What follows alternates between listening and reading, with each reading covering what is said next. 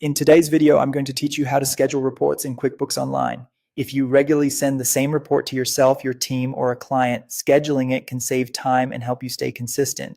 In QuickBooks Online, you can take a standard report, customize it, save that version, and then set it up to be emailed automatically on a schedule that works for you. To get started, open QuickBooks Online. Once you're in, look to the left-hand navigation menu and click on Reports. This is where you'll find both standard reports and any custom reports you create.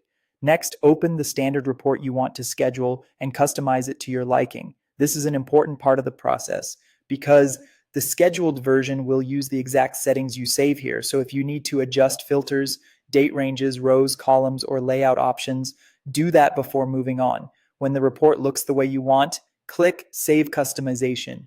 Give your report a clear, descriptive name so it's easy to recognize later, then click Save.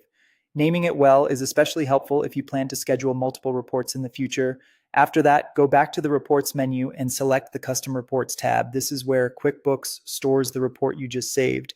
Find your saved report in the list, then click Edit. In some cases, you may also be able to open the Action dropdown and choose Create a Schedule instead. Either path will take you to the scheduling setup. Now turn on the Set Email Schedule option. This activates the automation settings and allows QuickBooks to email the report for you based on the timing you choose.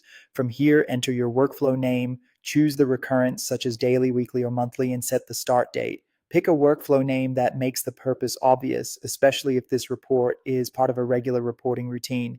Then enter the recipient email address, the subject line, and an optional message. Keep the subject line specific so the recipient can quickly identify the report when it arrives in their inbox.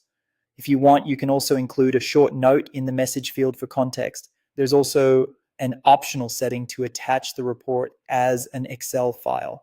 If you leave that box unchecked, the report will be sent as a PDF by default.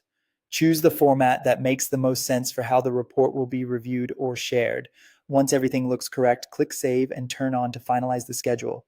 Your report will now be sent automatically based on the settings you selected, making your reporting process much more efficient.